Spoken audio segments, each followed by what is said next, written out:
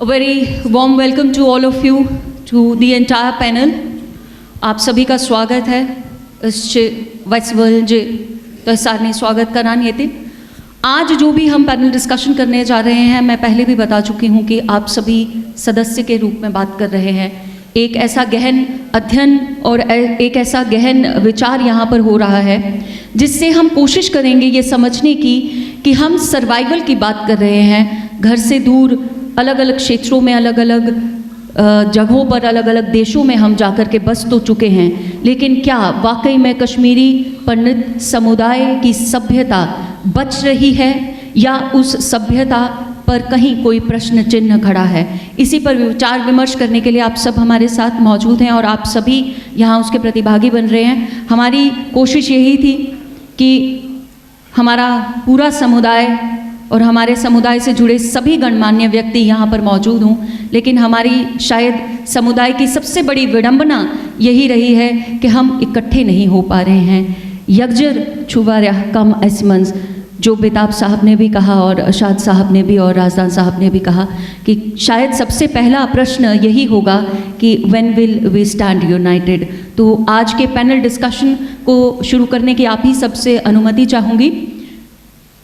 सबसे पहला प्रश्न मैं अनिल भट्ट जी से ही पूछना चाहूँगी, क्योंकि ये जितनी भी पैनल डिस्कशन और आज का दिन जो ये हम इस तरह से यहाँ पर सम्मिलित होकर, एकत्रित होकर स्मरण कर रहे हैं, ये पूरे का पूरा कॉन्सेप्ट ये श्री अनिल भट्ट जी का ही कॉन्सेप्ट था, जो इन्होंने बुमेद से साझा किया, रोहित भट्ट और राकेश भट्ट से साझा किया।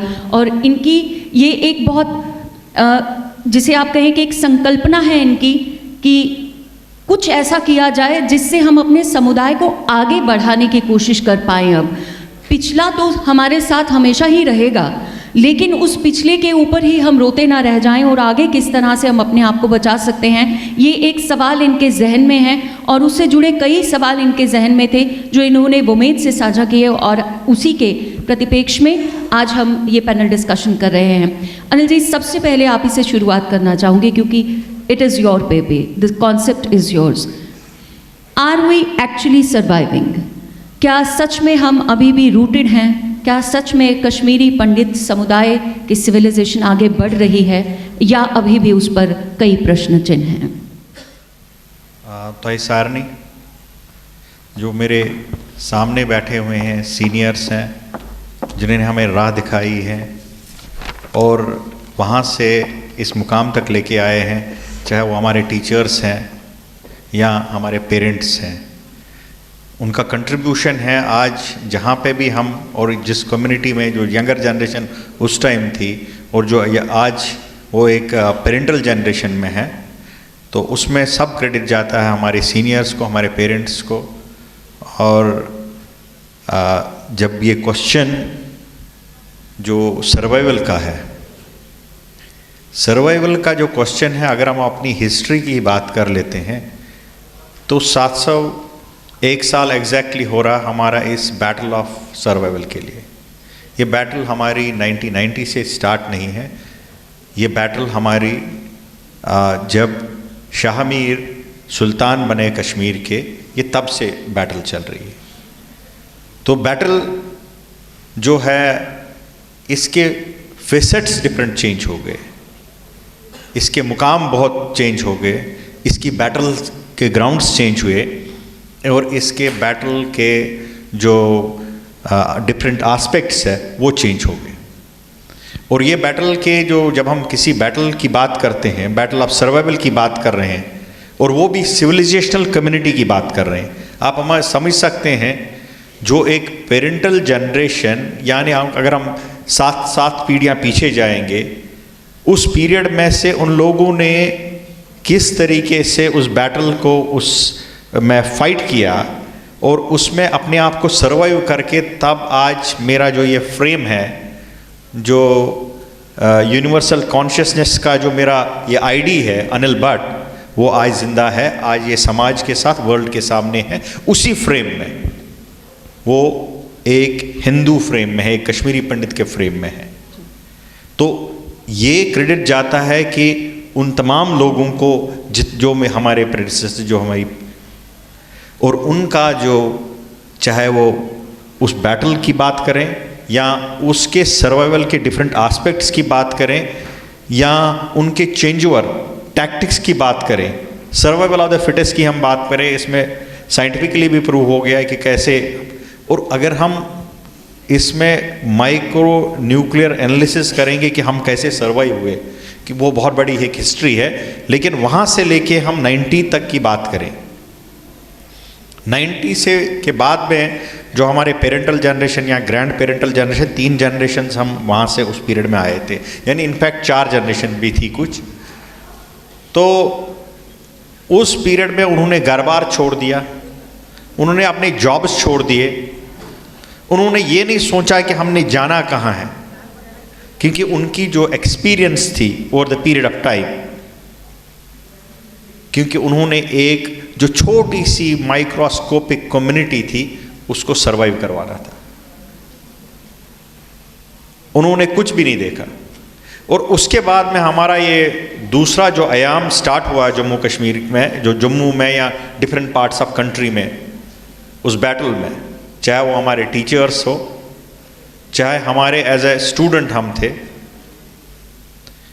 या पेरेंट्स थे, या वो सब चीज़ें रहने की जगह आधे टेंट्स में चले गए। ये एक मतलब इसमें दोहराने की बात नहीं है, ये सेम सभी लोगों को पता है कि किस दौर से हम निकल के आए। बिल्कुल, आप जिस बात की ओर इशारा कर रहे हैं, हम कई एग्जॉडस हम लोग देख करके यहाँ तक पहुँचे हैं। अगर हम 90 के दशक की ही बात करें, वहाँ से मुझे लगता है कि वो ट्रिगर हो गया हमारे अंदर कि अब बस हो गई है, अब इसके आगे एग्जॉडस नहीं होना चाहिए। लेकिन इतने एग्जॉडसेस और इतनी फाइट बैक करके, इतना अपने सिविलाइजेशन को बचाते हुए, आपको लगता है कहीं कि हमारी कश्मीरी पंडित पॉपुलेशन जो थी वो कहीं श्रिंक हो गई है, या ऐसा कोई खतरा नज़र आपको नहीं आता है? मैं उसी पॉइंट पे आ पा रहा हूँ कि वो जो बैटल थी और उस बैटल में पहला कंपोनेंट उस बैटल का आप देख लीजिए। डॉक्टर साहब बैठे हैं, हम डॉक्टर साहब he is one of the most popular cardiologist है। स्मिता जी बैठी हुई है, शी इज़ अ डॉक्टर। जिस एटमॉस्फेयर में हम रहें साइंटिफिकली, एक रूम में 3 जनरेशन 4 जनरेशन रही। यहाँ से स्टार्ट होता हमारा पॉपुलेशन का एक माइंडसेट। बेसिकली जो माइंडसेट होता है कि आप वहाँ बच्चे भी पढ़ रहे हैं, पेरेंट्स भी हैं, ग्रैंड पेरेंट्स भी हैं, एक टेंट में आप समझिए कि एक टेंट में 2 जनरेशन 3 जनरेशन रही।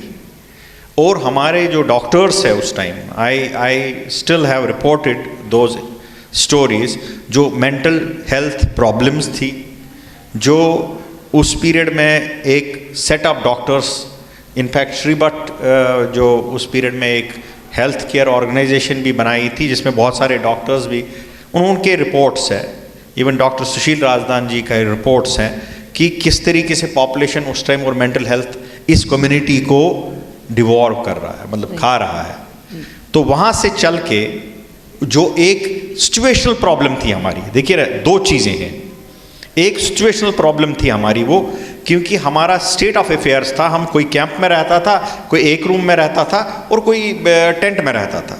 वो हमारी उसमें अगर आप ये जान के चलें कि उसमें हमारी वो सर्कमस्टांसेस थी, जिन सर्कमस्टांसेस की वजह से हमें वो एटमॉस्फेयर मिला, और मैं भी उसकी वजह से हमारी जो पॉपुलेशन का रेट वो इंक्रीज़ नहीं हुआ।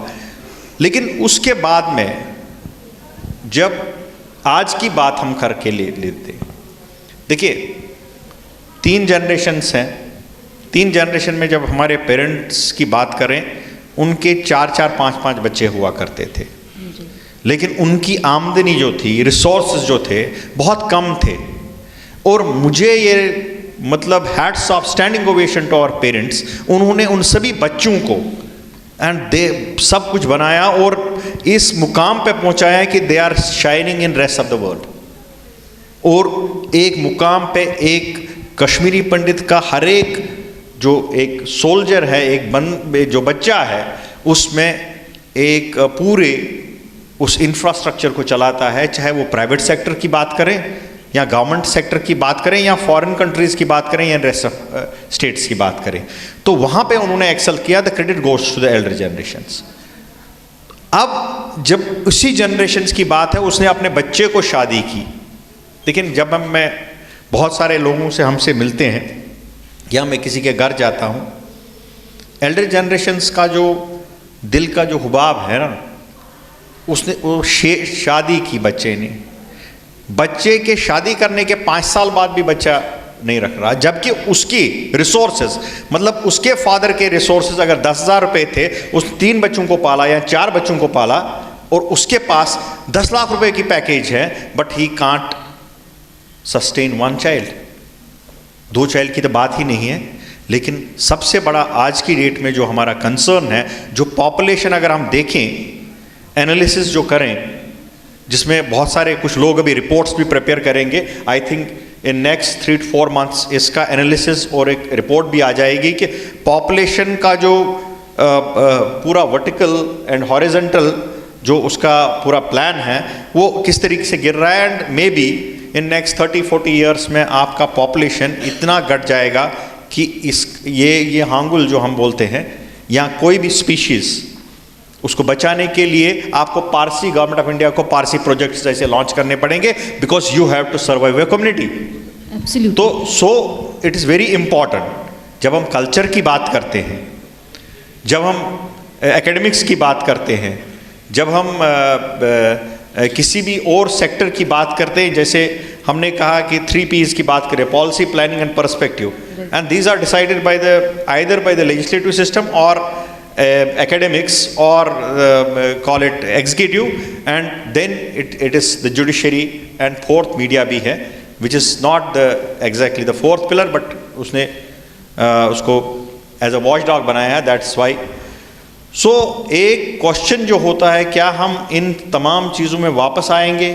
क्या हम इस कम्युनिटी में आने वाले टाइम में फोकस, जब श्री भट्ट वहाँ चले गए तो 11 घर थे, 11 घर से जो जर्नी स्टार्ट होगी, तो चलो हम मान के चलते हैं, जो हमारा एक पर्सपेक्टिव है या एक फैक्चुअल, जब हम किसी चीज़ की बात करते हैं हम बोलते हैं 7 लाख कश्मीरी पंडित हैं, चलो मैं ये बोल रहा हूँ 11 घर से 7 लाख बन गए। Are we reversing that narrative? We are reversing from that 7 lakhs to 11 ghar again. That is a challenge for this community. I think anybody from the elders to the youngsters, I think more is needed to be educated in terms of young generation. और वहाँ पे सबसे important चीज़ है जो मैं young generation बहुत कम देखता हूँ, और जो 90% जितने भी लोग हैं वो सिर्फ सीनियर जनरेशन्स के ही है। जो ग्रैंड पेरेंटल जनरेशन आज की मैं बात करूँ, किसी भी मूवमेंट में, चाहे वो किसी ट्रस्ट की चलाने की बात है, चाहे किसी ऑर्गेनाइजेशन में चलाने की बात है, या किसी मूवमेंट को चलाने की, पीछे सिर्फ एल्डर्स है। I think the stake holding is to be taken by the younger generation. We will have to inculcate among them कि आने वाले टाइम में the buck stops with them.